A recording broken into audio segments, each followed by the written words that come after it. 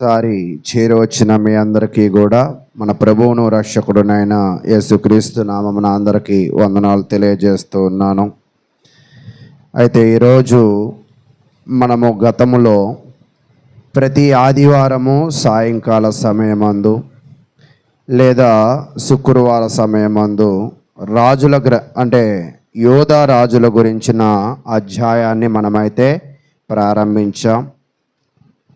అయితే ఈరోజు మనము యోధా రాజైన రాజ్యము విభజింపబడిన తరువాత యోధా రాజైన ఆశా గురించి అయితే మనం చదువుకోవడాన్ని ప్రారంభిద్దాం.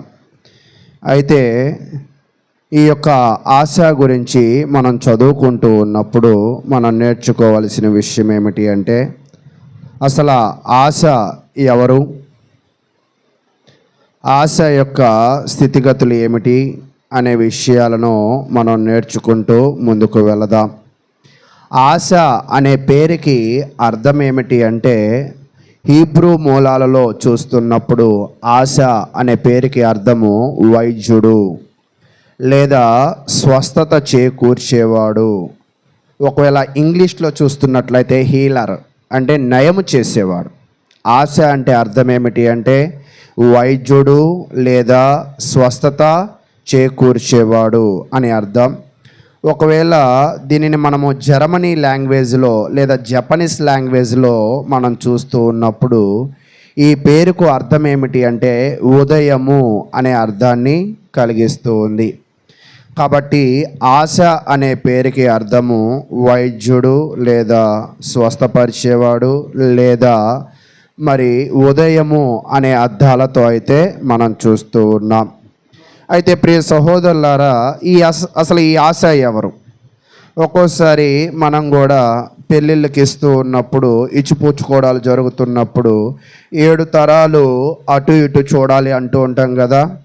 అలాగే ఒక వ్యక్తిని గురించి మనం నేర్చుకుంటున్నప్పుడు దాని యొక్క పుట్టుగోత్రాలను కూడా మనం కొంచెం నేర్చుకోవాల్సిన అవసరం అయితే ఉంది.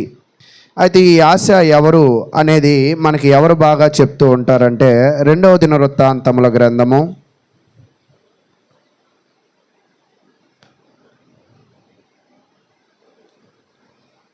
2వ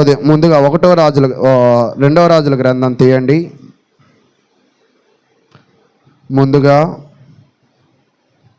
1వ రాజుల గ్రంథము 15వ అధ్యాయాన్ని పరిశీలన చేసిన తర్వాత 2వ దినవృత్తాంతాల గ్రంథంలో మనం పరిశీలన చేద్దాం.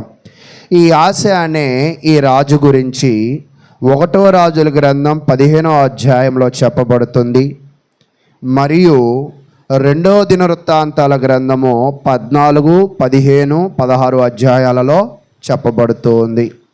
కాబట్టి మీకు ఎప్పుడైనా కూడా నేను వాక్యము చెప్పిన తర్వాత మీరు నేర్చుకోవాలని అనుకుంటే ఈ ఆశ గురించి పూర్తి వివరణ మీకు 1వ రాజుల గ్రంథము 15వ అధ్యాయము, 2వ దినవృత్తాంతాల గ్రంథము 14, 15, 16 అధ్యాయాలలో ఇతని గురించి అయితే కనపడుతుంది. ఆశ అనే పేరుకు అర్థం ఏమిటి అంటే చెప్పండి, వైద్యుడు. ఏంటండి? వైద్యుడు. అయితే ఇతని గురించి కొంచెం అధ్యయనం మనం చేద్దాం. 1వ రాజుల గ్రంథం 15వ అధ్యాయాన్ని నేను చదువుతూ ఉన్నాను. ఈ 15వ అధ్యాయంలో మనం పరిశీలన చేస్తూ ఉన్నప్పుడు 15వ అధ్యాయము 2వ వచనం నుంచి నేను చదువుతూ ఉన్నాను. అతడు 3 సంవత్సరముల యెరూషలేమునందు రాజుగా ఉండెను. అతని తల్లి పేరు మయాక, ఆమె అబషలోము కుమార్తె. అంటే ఎవరి గురించి చెప్తున్నాడంటే ఆశ గురించి కాదు, ఆశ వాళ్ళ నాన్న గురించి. ఆశ వాళ్ళ నాన్న పేరు ఏమిటి అంటే అబియా. పోయిన శుక్రవారం మనం నేర్చుకున్నాం. ఆశ నాన్న పేరు ఏమిటంట? అబియా. అబియా నాన్న పేరు ఏమిటి అంట? రెహబాం. రెహబాముకు అబియా పుట్టాడు, అబియాకి ఆశ పుట్టాడు. అయితే వీళ్ళ ముగ్గురు వ్యక్తిత్వాలను ఒకసారి మనం పరిశీలన చేద్దాం. 3వ వచనం. అతడు అంటే ఎవరు? అబియా. అబియా తన తండ్రి పూర్వము అనుసరించిన పాప మార్గములన్నిటిలో నడిచెను. అంటే అబియా ఎలాంటి వాడు? మంచివాడా చెడ్డవాడా? అక్కడ చదువుతున్నాం చూడండి, అతడు తన తండ్రి పూర్వం అనుసరించిన పాప మార్గములన్నిటిలలో, అంటే అబియా ఎలాంటి వాడంటే చెడ్డవాడే. అయితే అబియా మాత్రమే చెడ్డోడు కాదు, అబియా వాళ్ళ నాన్న కూడా చెడ్డవాడే. అంటే మనకు అర్థం కావాలంటే రెహబాము చెడ్డోడే, అబియా కూడా చెడ్డోడే. వీళ్ళు ఇరువురు కూడా పాప మార్గములను అనుసరించిన వారు. అయితే ఇప్పుడు ఆశ గురించి మనం చూద్దాం. 1వ రాజుల గ్రంథము 15వ అధ్యాయము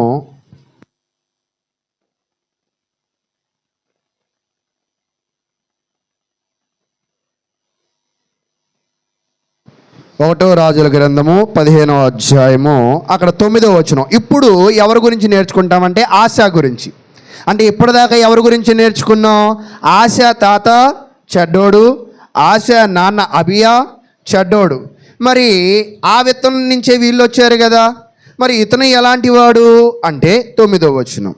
1వ రాజుల గ్రంథము 15వ అధ్యాయము 295వ పేజీ 9వ వచనం. ఇశ్రాయేలు వారికి రాజైన యెరోబాము ఏలుబడి యందు 26వ సంవత్సరమున ఆశ యోధా వారిని ఏలన ఆరంభించెను. అంటే ఆశ అప్పుడే రాజుగా వచ్చాడు. అయితే ఇతడు ఎంతకాలము పరిపాలన చేశాడు అంటే సుమారు 41 సంవత్సరాలు ఇతను పరిపాలన చేశాడు. అంటే ఆశ చాలా ఎక్కువ కాలం పరిపాలన చేశాడు. వాళ్ళ తాత రెహబాము 17 సంవత్సరాలే పరిపాలన చేశాడు. వాళ్ళ నాన్న అబియా 3 సంవత్సరాలే పరిపాలన చేశాడు. కానీ ఆశ అయితే 41 సంవత్సరాలు పరిపాలన చేశాడు.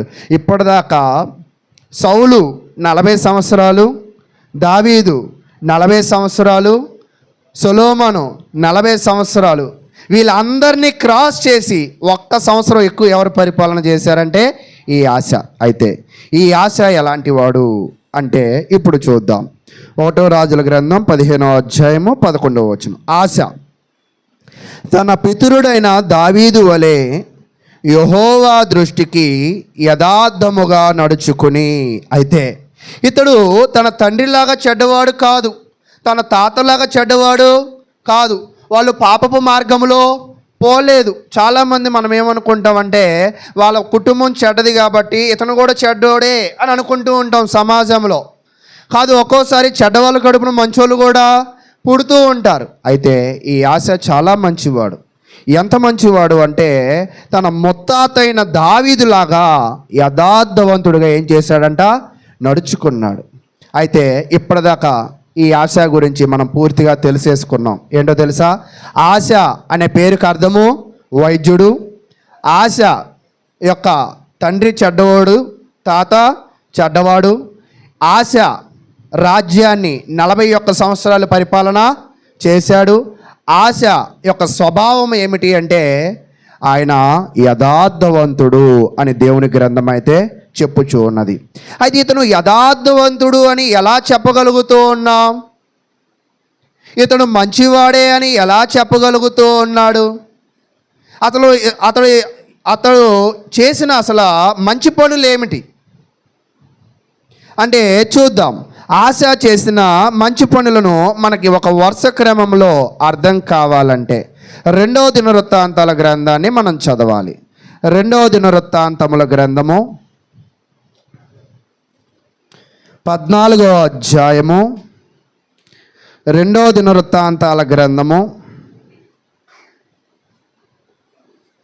ఈ ఆశ ఎంత మంచివాడు అనేది చూడాలి అంటే ఈ 2వ దినవృత్తాంతాల గ్రంథము ఇతనిలో ఉన్న మంచి స్వభావాలను వివరిస్తూ ఉంది.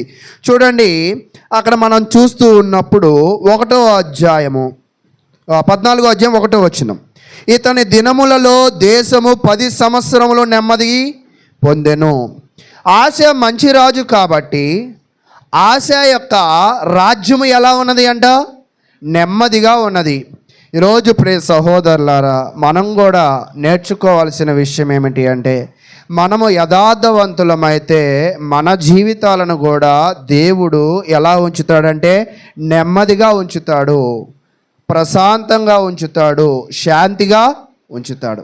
ఈరోజు నీ జీవితానికి నెమ్మది లేదు అంటే గల కారణం ఏమిటి అంటే నువ్వు ఏదో పాపపు అడుగులలో జీవిస్తూ ఉన్నావు. ఏదో నీ జీవితానికి పాపపు మరకలు ఇంకా ఉన్నాయి కాబట్టి నీ జీవితానికి మనశ్శాంతి లేదు. కాబట్టి ఆశ నీతిమంతుడుగా బ్రతికినంత కాలము తన రాజ్యము ఎలా ఉన్నది అంటే సమాధానకరంగానే ఉంది. అయితే ఇతను ఎందుకు నీతిమంతుడు, అసలు ఇతను ఎందుకు నీతిమంతుడు అని దేవుడు అన్నాడు అంటే అతను చేసిన 4 పనులను మనం చూద్దాం. మొదటిది 2వ వచనం, అన్య దేవతల బలిపీఠములను పడగొట్టి ఉన్నత స్థలములను పాడు చేసి ప్రతిమలను పగలగొట్టి దేవతా స్తంభములను కొట్టించి వేయించి అని చెప్తూ ఉన్నాడు. అంటే ఈ ఆశ ఎందుకు యథార్థపరుడు అంటే ఇతడు ఒక 4 రకాల మంచి పనులు చేశాడు. ఆ మంచి పని ఏమిటి అంటే ఆ దేశములో తన తాత పాటిస్తున్న రెహబాము విగ్రహాలను, తన తండ్రి ఆశ్రయించిన విగ్రహాలను, వాటి అన్నిటినీ కూడా ఆ దేవతా పూజలను, ఆ విగ్రహాల అన్నిటినీ కూడా ఈ ఆశ వచ్చి ఏం చేశాడంటే తీసివేశాడు. అంటే పాతవన్నిటిని కూడా ఏం చేశాడంట, నాశనం చేశాడు. అంటే ఇతను ఎందుకు నీతిమంతుడు అంటే ప్రజలు విగ్రహాలను పూజిస్తూ, ప్రజలు అన్య దేవతలను పూజిస్తూ పాపములో పడిపోతున్నారని ఆశ గుర్తెరిగి ఆ పాపాన్ని ఏం చేశాడంట, జనాల నుంచి దూరము చేసేసాడు. అయితే మనం కూడా లోకల్లో అంటూ ఉంటాం, వాడితో సహవాసం చేయబాక పాడైపోతాం అని అంటూ ఉంటాం కదా. ఈ ప్రజలు పాడైపోవడానికి గల కారణము, ఈ రాజ్యము పాడైపోవడానికి గల కారణం ఏమిటి అంటే విగ్రహారాధనే. అక్కడ ఉన్న బొమ్మలను వీళ్ళు పూజించడమే అని ఎవరికి గుర్తెరిగారంటే ఆశ బాగా. అంటే ఈరోజు ఆ లోపాన్ని గుర్తెరిగి ఆ లోపాన్ని వాళ్ళ నుండి దూరము చేసేసాడు. తర్వాత 2వది ఏం చేశాడు అనేది చూసినట్లయితే 14వ అధ్యాయము మనం చూస్తూ ఉన్నప్పుడు అక్కడ 4వ వచనాన్ని మనం చదువుకుంటూ కిందకు వెళదాం. వాళ్ళ పితరుల దేవుడైన యెహోవాను ఆశ్రయించుటకు ధర్మశాస్త్రమును బట్టియు విధిని బట్టియు క్రియలు జరిగించుటకును యోధా వారికి ఆజ్ఞాపించెను. అంటే విగ్రహాలను తీసివేశాడు. విగ్రహాలను తీసివేసి మౌనంగా ఉండలా. మీరు ఇప్పటిదాకా చేస్తుంది తప్పు. మీరు అన్యదేవతలను నమస్కరించడము, విగ్రహాలను నమస్కరించడము, మీ బిడ్డలను వాటికి అర్పించడము చాలా తప్పు. మీరు ఇప్పటి నుంచి చేయవలసిన పని ఏమిటి అంటే మీరు విగ్రహాలను పూజించవద్దు.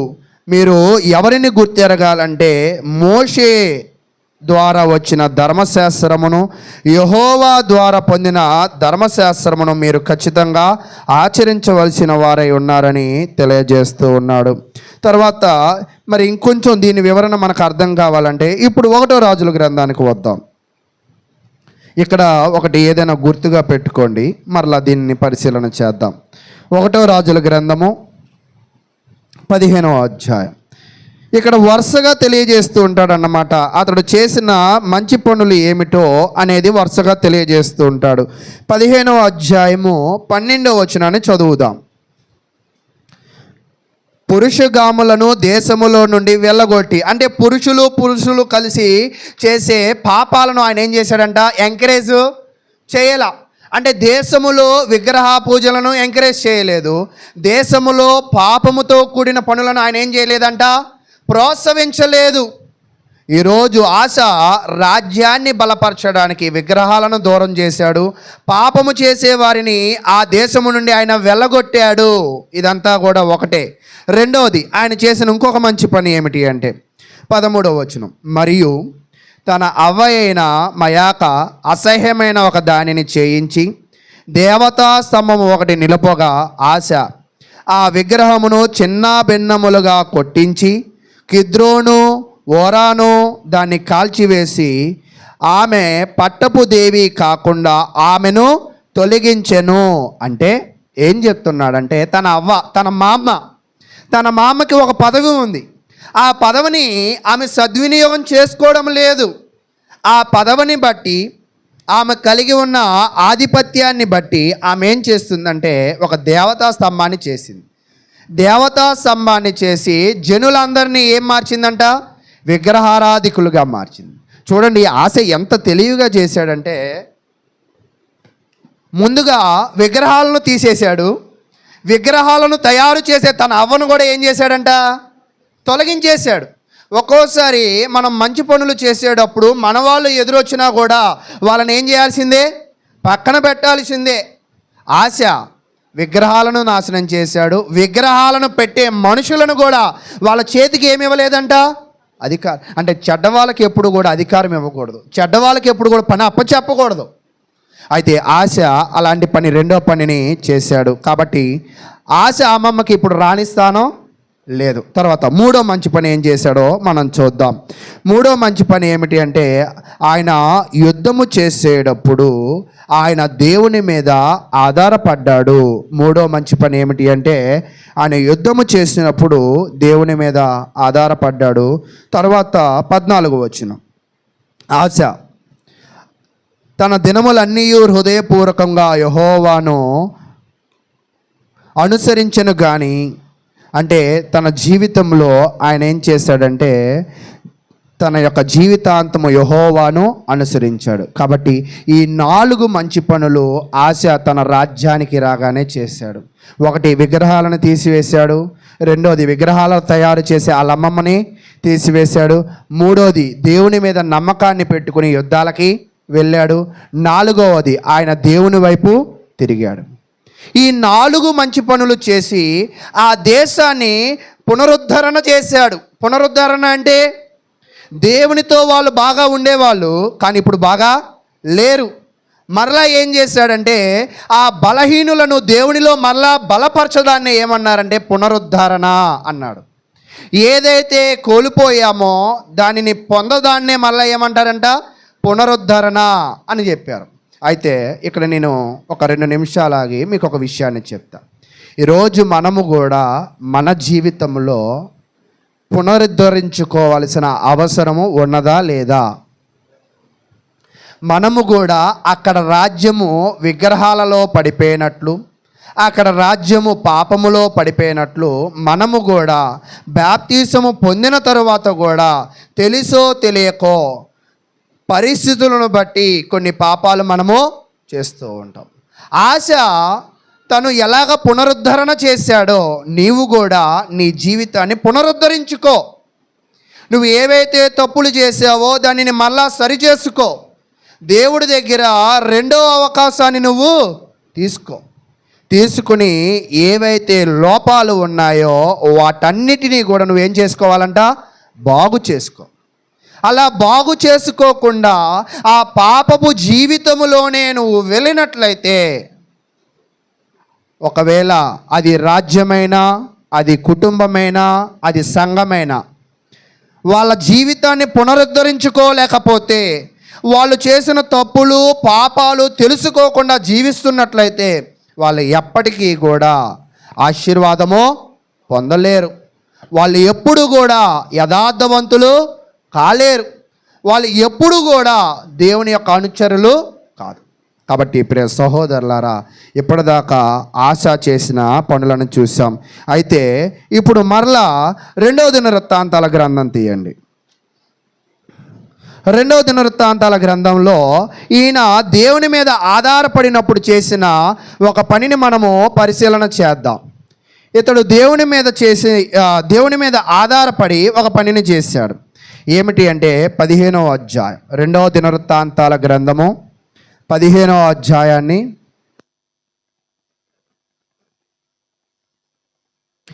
2వ దినవృత్తాంతాల గ్రంథము 15వ అధ్యాయము 1వ వచనాన్ని మనం చదువుకుందాం.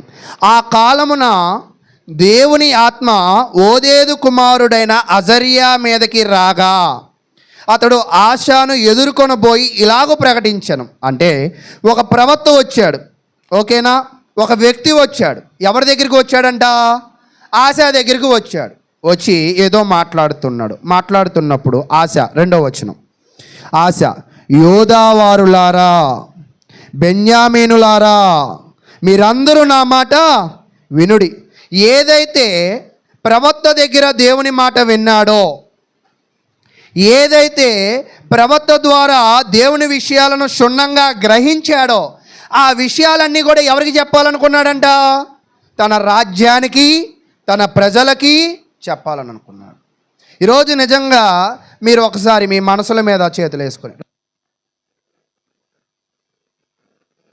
కాబట్టి మనము మన జీవితంలో మనం ఏం చేస్తూ ఉంటామంటే దేవుని మాటలు తప్ప అనవసరమైన ప్రతి విషయాన్ని మన కుటుంబాలతో చర్చిస్తాం. కొన్ని చోట్ల ప్రార్థన పెట్టుకున్నప్పుడు కూడా కొన్ని ఎగటాలు ఆడుతూ ఉంటారు. ఏంటి బూందీ పెట్టో, ఏంటి లడ్డూ పెట్టో, ఏంటి భోజనాలు పెట్టలా, ఇలా అనవసరమైన ముచ్చట్లు మాట్లాడుకునే ఉంటారు. కానీ భలే వాక్యం చెప్పించో, మళ్ళీ ఇలాంటి ప్రార్థన నేను కూడా పెట్టుకోవాలా, ఇలా నేను కూడా అనేకులను పిలుచుకోవాలా, ఇలా అనుకుంటామా? ఇలా అనుకో. మన ముచ్చట్లన్నీ దేని దగ్గర అయిపోతాయి? లడ్డూ దగ్గర, బూందీ దగ్గర. నీ లడ్డు కిస్మిస్ వచ్చిందా? నీకు 4 చెర్రీలు వచ్చాయి, నాకు 5 చెర్రీలు వచ్చాయి. అంటే అనవసరమైన డిస్కషన్. కానీ ఆశ తన ప్రజలతో ఏదైతే అవసరమో, ఏదైతే ముఖ్యమో ఆ డిస్కషన్ని వాళ్ళతో చేస్తూ ఉన్నాడు. చేస్తూ ఇప్పుడు ఏమంటున్నాడో తెలుసా? చూడండి, 2వ దినవృత్తాంతాల గ్రంథం 370వ పేజీ 2వ వచనం. ఆశ, యోధావారులారా, బెన్యామీనులారా, మీరందరూ నా మాట వినుడి. మీరు యెహోవా పక్షము వారైన ఎడల ఆయన మీ పక్షమున నుండును. అంటే ఇతను ప్రవక్త దగ్గర ఏం విన్నాడంటే, అయ్యా యోధా ప్రజలు విగ్రహాలను వదిలిపెడితే కాదు, యోధా ప్రజలు యెహోవా పక్షమున ఉండాల. యోధా ప్రజలు యెహోవా పక్షమున ఉంటేనే యెహోవా యోధా పక్షమున ఉంటాడు. ఒకవేళ యోధావారు యెహోవా పక్షమున లేకపోతే, యెహోవాను విసర్జించినట్లయితే దేవుడు కూడా వారిని విసర్జిస్తాడు, అంటే విడిచిపెడతాడు. అంటే ఇక్కడ మీరు బాగా అర్థం చేసుకోవాలి. దేవుడు నిన్ను దీవించాలి అన్నా, దేవుడు నిన్ను పట్టుకోవాలి అన్నా, నీలో ఉన్న నీ భక్తిని నువ్వు పునరుద్ధరించుకోవాలి, నీలో తప్పులను నువ్వు తెలుసుకోవాలి. అలాగే మనం ఏమి చేయాలంటే యెహోవా పక్షమున ఉన్నవారి వలె మాట్లాడాలి, యెహోవా పక్షమున ఉన్నవారి వలె ప్రవర్తించాలి. అంటే మన మాటలలో, మన ప్రవర్తనలో మనము ఎవరి వారమని అడ్రస్ చేయాలా? దేవుని వారం. ఎప్పుడైనా లెటర్ రాసేటప్పుడు రాంగ్ అడ్రస్ రాస్తే రైట్ ప్లేస్కి వెళ్ళిద్దా? ఎప్పుడైనా రాంగ్ నెంబర్ కొట్టి రైట్ పర్సన్కి ఫోన్ వెళ్ళాలంటే వెళ్ళిద్దా? ఈరోజు మీరు కూడా మీ ప్రవర్తన రైట్గా ఉంటేనే, మీ విశ్వాసము సరైనదిగా ఉంటేనే, మీ పాపములను మీరు తెలుసుకొని మీ భక్తిని పునరుద్ధరించుకోగలిగినట్లయితేనే దేవుడు మీ పక్షమున ఉండాలి. ఈరోజు మన అందరికీ దేవుడు మన పక్షమున ఉండాలనుకుంటాం, కానీ దేవుడు అందరి పక్షమున ఉండడు. నువ్వు ఆయన పక్షమున ఉంటేనే ఆయన నీ పక్షమున ఉంటాడు. తర్వాత చూద్దాం, ఆయన మీకు ప్రత్యక్షమగును. ఎవరైతే దేవునిని అనుసరిస్తారో, ఎవరైతే దేవుని యొద్ద విచారణ చేస్తారో, ఎవరైతే దేవుని పక్షమును ఉంటారో అటువంటి వారికి ఎవరు ప్రత్యక్షమవుతారంట? దేవుడు ప్రత్యక్షమవుతాడు. అంటే దేవుడు ఎలా ప్రత్యక్షమవుతాడు అంటే కాదు, కానీ అలాంటి వారిని ఎవరు నడిపిస్తారంటే దేవుడే నడిపిస్తాడు. అంటే మన నిర్ణయాలు సరిగా తీసుకోలేకపోతున్నాం, మనము సరైన గైడెన్స్ పొందలేకపోతున్నాం, మనం సరైన విధంగా నడవలేకపోతున్నాం అంటే గల కారణం ఏమిటంటే మనము యెహోవా పక్షమున ఉన్నవారము. ఒకవేళ యెహోవా పక్షమున నువ్వు ఉండగలిగితే నీకు దేవుడే సలహాలు ఇప్పిస్తాడు, దేవుడే నీకు సహాయం చేస్తాడు, దేవుడే ప్రత్యక్షమై నిన్ను ముందుండి నడిపిస్తాడు. తర్వాత మీరు ఆయనను విసర్జించిన ఎడల ఆయన మిమ్మును విసర్జించును. కాబట్టి ఆశ ఎంత గొప్పవాడు అంటే, మళ్ళా చెప్తున్నాను, ఆశ పేరుకి అర్థం ఏమిటి అంటే, అందరూ చెప్పట్లా, వైద్యుడు. ఆయన నిజముగా ఈ శరీరాలకి వైద్యం చేయలేదు, కానీ రాజ్యానికి వైద్యం చేశాడు. రాజ్యములో ఉన్న విగ్రహాలను తీసివేశాడు, విగ్రహాలు తయారు చేసి వాళ్ళ అమ్మమ్మను కూడా పోమ్మా అని అధికారాన్ని తీసేశారు. తరువాత అతడు దేవుని మీద ఆధారపడ్డాడు, తన ప్రజలను కూడా ఎవరి మీద ఆధారపడమన్నాడు? దేవుని మీదే ఆధారపడమన్నాడు. కాబట్టి అతను తన జీవితంలో ఇలాంటి మంచి పనులు ఇతనైతే చేశాడు. ఇలా మంచి పనులు చేసినంత కాలము కూడా ఆయన జీవితం ఎలా ఉందంటే 19వ వచనం, 2వ దినవృత్తాంతాల గ్రంథము 15వ అధ్యాయము 19వ వచనం. ఆశ ఏలుబడి యందు 35వ సంవత్సరం వరకు యుద్ధములు జరగలేదు. అంటే ఒక రాజ్యాన్ని కాపాడుకోవాలంటే ఖచ్చితంగా ఏం చేయాల్సిందే. కానీ యుద్ధమే చేయకుండా ఈయన రాజ్యాన్ని కాపాడుకున్నాడు. ఎన్నో సంవత్సరం దాకా వచ్చేసాడంట? 35వ సంవత్సరం దాకా వచ్చేసాడు. నేను కూడా అప్పుడప్పుడు గుర్తుపెట్టుకుంటా, ప్రతి ఆగస్టు వచ్చిందంటే నా సేవ ఒక సంవత్సరం ముగించబడింది. అసలు ఎప్పటిదాకా ఎన్ని కార్యాలు చేశా, ఎన్ని కార్యక్రమాలు తలపెట్టా, ఎంతమందిని నడిపించా అని ప్రశ్నించుకుంటూ ఉంటా. ఒక్కోసారి ఫలితాలు ఎక్కువగా కనపడవు. కానీ ఆశ తన 35 సంవత్సరాల దాకా తన రాజ్యం ఎలా ఉందంట? ప్రశాంతంగా ఉంది. అయితే ఇంకా ఆశ ఎంతకాలం పరిపాలన చేశాడు? 41 సంవత్సరాల పరిపాలన. అంటే 35 సంవత్సరాలు ప్రశాంతంగానే ఉన్నాడు. అంటే మిగతా 6 సంవత్సరాలు ఆయన ఎలా లేడు? ప్రశాంతంగా లేదు. అంటే ప్రశాంతంగా లేకపోవడానికి గల కారణం ఏంటంటారు? నిద్రపోతున్నారా? ఓకే, ఏంటంటారు కారణం? అంటే మన జీవితానికి ప్రశాంతత కావాలి అంటే పాపాల నుంచి దూరంగా ఉండాలి, పాపం నుంచి పునరుద్ధరించబడాలా. అయితే ప్రశాంతత ఎప్పుడు కోల్పోతామంటే ఇతడు చేసిన తప్పులను ఇప్పుడు చూద్దాం. ఇప్పటిదాకా ఆయన చేసిన మంచి చూసాం కదా, ఇప్పుడు ఆయన చేసిన చెడ్డ కార్యాలను లేదా ఆయన చేసిన తప్పులను మనం చూద్దాం. అయితే చూడండి, 2వ దినవృత్తాంతాల గ్రంథము 16వ అధ్యాయము 17వ వచనాన్ని మనం చదువుకుందాం. 2వ దినవృత్తాంతాల గ్రంథము 16వ అధ్యాయము 7వ వచనాన్ని మనం చదువుకుందాం.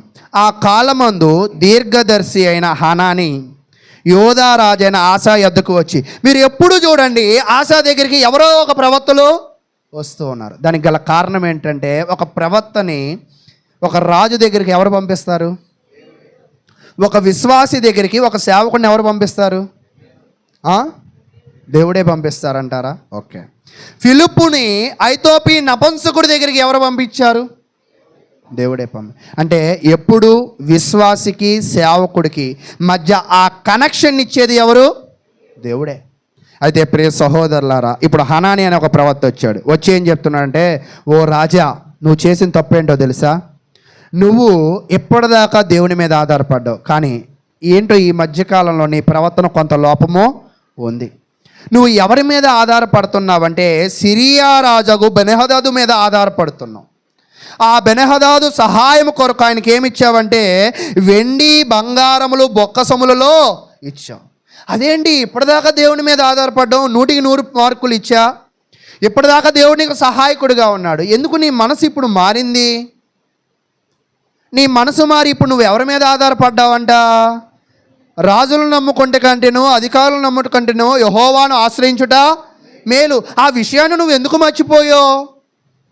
అయితే ఆ విషయాన్ని గుర్తు చేశాడు. గుర్తు చేసి 7వ వచనం, నీవు నీ దేవుడైన యెహోవాను నమ్ముకొనక సిరియా రాజును నమ్ముకొంటివే. మొట్టమొదటి తప్పు ఏమిటి అంటే, ఇప్పుడు ఎవరి దగ్గరికి వెళ్ళి సహాయం అడుగుతున్నాడంట ఆశ? సిరియా రాజును. అంటే ఎవరి మీద తను ఆధారపడ్డాడంట? సిరియా రాజు మీద ఆధారపడ్డాడు. రెండో తప్పు ఏమిటి అంటే, ఈ విషయాలన్నీ ఎవరు చెప్పారంటే హనాని ఒక ప్రవక్త చెప్పాడు. చెప్పితే ఈ హనాని ప్రవక్తని ఏం చేశాడంటే 10వ వచనం, ఆ దీర్ఘదర్శి అట్లు ప్రకటించినందుకు ఆశ అతని మీద కోపగించి అని ఉంది నా దాంట్లో. అంతే ఉందా మీ దాంట్లో కూడా? అంటే కోపగించి తర్వాత ఏం చూపించాడండి? రౌద్రము చూపించి. ఇంతకుముందు తన రౌద్రము దేని మీద చూపించాడంటే విగ్రహాల మీద చూపించాడు, తన అమ్మమ్మ మీద చూపించాడు, భక్తి మీద చూపించాడు. కానీ ఇప్పుడు తన రౌద్రాన్ని దేవునికి వ్యతిరేకంగా వాడాడు. అర్థమైందా? ఇప్పుడు ఏం చేశాడంటే ఆ ప్రవక్తని తీసుకుని వెళ్ళి బంధించి బందీశాలలో పెట్టాడు. అంటే ఉన్నది ఉన్నట్టుగా ప్రకటించినందుకు, చేసిన తప్పుని నిర్మోహమాటంగా ముఖం మీద చెప్పినందుకు వచ్చిన జీతం ఏమిటంట ప్రవక్తకి, దీర్ఘదర్శికి? చెరసాల. అయ్యా రాజా, నువ్వు రెండో తప్పు చేసావు. ఇప్పుడు ఎన్నో తప్పు చేశాడు? రెండో తప్పు. మొదటి తప్పు ఏంటి? ఓకే. రెండో తప్పు ఏమిటి? ఓకే. అయితే మూడో తప్పు ఏమిటి అంటే తన జీవితానికి ఒక రోగం వచ్చింది. ఇప్పుడు చూసారా పతనం ఎలా మొదలైపోయింది? 35 ఏళ్ళ దాకా బాగున్నాడు. 36 ఏమైందో తెలియదు మనకి. అతని మైండ్ ఎందుకు మారిందో, ఆయన జీవితంలోకి ఎవరు వచ్చారో మనకి తెలియదు. అయితే తన ఆలోచనలు మారిపోయాయి. ప్రవర్తన హింసిస్తున్నాడు. ఇంతకుముందు ప్రవర్త మాట విను అనేవాడు, ఇప్పుడు ప్రవక్త మాట వినడం లేదు. ఇంతకుముందు తప్పులు సరిదిద్దుకునేవాడు, ఇప్పుడు తప్పులను సరిదిద్దుకోకుండా పొడిగిస్తూ వెళుతూ ఉంటే అప్పుడు దేవుడు అతన్ని ఏం చేశాడంటే ముట్టాడు. ముట్టగానే అతనికి ఏమొచ్చిందంటే రోగం వచ్చింది. 12వ వచనం. ఆశ తన ఏలుబడి యందు 39వ సంవత్సరమున పాదములలో జబ్బు పుట్టి తను బహు బాధపడినను దాని విషయములో అతడు యెహోవా యొద్ద విచారణ చేయక వైద్యులను పట్టుకొనెను. ఎవరిని పట్టుకున్నాడంట? అంటే ఎవరి యొద్ద విచారణ చేయలేదు? యెహోవా యొద్ద విచారణే చేయలేదు. కాబట్టి ప్రియ సహోదరులారా, అంటే ఇతనుకు అనారోగ్యము వచ్చినప్పుడు, ఆ అనారోగ్యము తన పాదాలకి వచ్చినప్పుడు కేవలము వైద్యుల మీద మాత్రమే ఆయన ఏం చేశాడంట? ఆధారపడ్డాడు. అంటే నిజమైన విశ్వాసి దేని మీద ఆధారపడతాడంటే దేవుని మీద, మరియు దేవునితో వైద్యుల మీద కూడా ఆధారపడతాడు. కానీ ఇతను ఒక్కదాని మీదే ఆధారపడ్డాడు. ఆధారపడినందుకు ఇతడు చేసిన 3వ పాపం. అంటే ఇతడు వైద్యుల మీదే ఆధారపడినప్పుడు తిన యొక్క ఆత్మీయ పరిస్థితి పడిపోయిందా, లెగిసిందా? అదే విషయాన్ని పైన చెప్తున్నాడు 9వ వచనంలో చూడండి. తన ఎడల యథార్థ హృదయము గలవారిని బలపరచుటకై యెహోవా కనుదృష్టి లోకమందంతటా సంచారము చేయుచున్నది.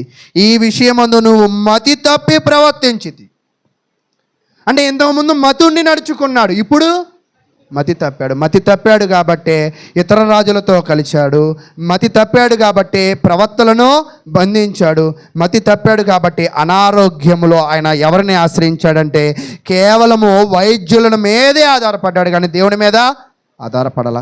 కాబట్టి ప్రియ సహోదరులారా, ఈరోజు కూడా ఆశలాగా మీ జీవితము కూడా ఉందేమో ఒకసారి ఆలోచన చేయండి.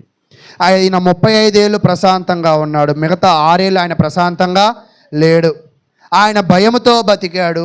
భయముతో ఇతర రాజుల దగ్గరికి వెళ్ళి వెండి బంగారాలు ఇచ్చి సహాయాన్ని కోరుకున్నాడు. ఆయన ప్రవక్తల మాట వినల. ఈరోజు నిజముగా కూడా చాలామంది సేవకుని మాట ధిక్కరిస్తూ ఉంటారు, సేవకుని మాటకు లోబడరు, ప్రార్థనలో వారు పరిపూర్ణంగా ఏకీభవించరు. కానీ మీరు గుర్తుపెట్టుకోండి, మీరులో కూడా ఒక ఆశ ఉన్నాడు. అలా మీరు చేస్తూ ఉన్నారంటే మీరు కూడా ఏం తప్పిన వాళ్ళే? మతి తప్పిన వాళ్ళు. మతి తప్పిన వాళ్ళని ఏమంటారు ఇంగ్లీష్లో? ఒక్కోసారి తెలుగు పదాలు తొందరగా అర్థం కావు, అంతేనా? ఇంగ్లీష్ పదాలను చెప్పండి. మెంటల్ కేసు లాగా ఉన్నాం అంటూ ఉంటాం పిల్లల్ని కూడా మనం. అంటే ఈరోజు దేవుడు కూడా మనల్ని ఏమంటూ ఉన్నాడంటే నువ్వు సరైన మార్గములో నిన్ను ఒక ప్రవర్తన నడిపిస్తాడు. ఆయన మాట విన్నావా, నువ్వు సరైన మార్గంలో వెళ్ళగలుగుతావు. నీ తప్పులు నువ్వు తెలుసుకుని పునరుద్ధరించుకున్నావా, మంచిదే. ఒకవేళ నీ తప్పులు నువ్వు తెలుసుకోకుండా నువ్వు ప్రవక్తల మాటలను ధిక్కరించి వాళ్ళని అపహాస్యము చేసి నీ నిర్లక్ష్యాన్ని, నీ అశ్రద్ధను దేవుని మీద నువ్వు కనపరిస్తే దేవుడు చూశారు ఎంత క్షుణ్ణంగా చూశాడో. అయితే తనకు వచ్చిన రోగం వల్ల అతను నాశనం అయిపోయాడు. కాబట్టి ఇక్కడ మనం నేర్చుకోవాల్సిన విషయం ఏమిటి అంటే కొన్ని విషయాలు చెప్తా. మంచి ప్రారంభం ఎవరి జీవితం, చివరి ముగింపు. చివరి వరకు ఆ విశ్వాసాన్ని నిలుపుకున్నాడా? ఈరోజు మనము కూడా మంచిగా ప్రారంభిస్తాం జీవితాన్ని, కానీ చివరి దాకా ఆ మంచితనాన్ని, ఆ విశ్వాసాన్ని బలంగా ఉంచుకోలేం. తర్వాత రెండవది, దేవుని మీద మొదట బాగా ఆధారపడి విగ్రహాలను దూరం పరిచాడు. తర్వాత ఆయన కష్టాలలో ఎవరిని ఆశ్రయించాడంట? మనుషులను ఈరోజు మనము కూడా మన జీవితంలో ఒక్కోసారి మనుషుల మీద ఆధారపడిపోతూ ఉంటాం. మనం ఎప్పుడూ కూడా ఎలాంటి పెద్ద కష్టము వచ్చినా కూడా, ఉదయం కూడా మీకు యోనా చరిత్ర చెప్పా. యోనా చరిత్రలో వాస్తవానికి ఆయన చనిపోతాడు కాసేపట్లో, ఆయనకి మరో దిక్కే లేదు. భూమి మీద నిలబడితే ఉత్తరం కనపడుతుంది, దక్షిణం కనపడుతుంది, తూర్పు పడమరలు కనపడుతుంది. కానీ యోనాకి ఏం కనపడుతుంది? ఏ దిక్కు కనపట్ల, ఒకటే దిక్కు. ఆయన ఎవరా? దేవుడే. ఎందుకంటే ఆయన ఎక్కడున్నాడు? పెద్ద చేప కడుపులో ఉన్నాడు. కాబట్టి అక్కడ ఉత్తర దక్షిణాలు ఆయనకి తెలియదు. ఒక్కోసారి నీకు కూడా నీకు అర్థం చేసుకోవాల్సింది ఏంటంటే నీ సరిహద్దులు 4 దిక్కులు నువ్వు కనపడుతున్నాయి, మంచిదే. వాటిని నువ్వు చూడొద్దు. నీకున్నది ఒక్కటే దిక్కు, ఎవరైనా దేవుడు. అది నువ్వు తెలుసుకో. కాబట్టి దేవుని మీద ఆధారపడు. రెండోది అయిపోయింది. మూడోది, గర్వము చాలా ప్రమాదకరం. ఎందుకు ప్రమాదకరము అంటే ఇతను గతములో ప్రవక్త మాట వినండి, దేవుని పక్షమున ఉండండి అని చెప్పాడు. ఇప్పుడేం చెప్తున్నాడంట? ప్రవక్తనే తీసుకెళ్ళి జైల్లో వేస్తాడు. అంటే ఈరోజు ఒక్కోసారి మనం కూడా గర్వంతో మాట్లాడుతూ ఉంటాం. నిజంగా గర్వంతో మాట్లాడే వాళ్ళు మీరు ఎప్పుడైనా చూసారా? వాళ్ళ ఇంటికి వెళ్తే ఏం ఉద్ధరించేది లేదు, కానీ బయట వాళ్ళ ఇంటికి వచ్చి ఏంటి ఇంత పెట్టారు, ఇంతే పెట్టారా, ఇలా ఎందుకు చేయాలా, ఇలా మాట్లాడుతూ ఉంటారు. ఈ మాటలలో అర్థం ఏంటి? గర్వం. వీళ్ళు భక్తిగా ఉండరు. భక్తిగా లేనో అప్పుడప్పుడు వస్తూ భక్తిగా ఉన్న వాళ్ళు చేసే తప్పులను పట్టుకొని మత్తయి సువార్తలు అంటారు కదా, ఏమంటారు? నీ కంటిలో దూలం నలుసును కాదా, ఎదుటివాడి కంటిలో నలుసును చూస్తూ ఉంటారు, వీళ్ళ కంటిలో ఉన్న దూలాన్ని చూడరు. ఎందుకంటే వాళ్ళు గర్వం. మీ కార్యాలు ఎలా జరిగాయో మీకు తెలియదు, మీ భక్తి ఎలా ఉందో మీకు తెలియదు. మనకి ఎవరి గురించి కావాలా? మన మాటలు ఎవరి గురించి మాట్లాడతాం? మన హృదయంలో ఏది ఉర్రెక్కిద్ది?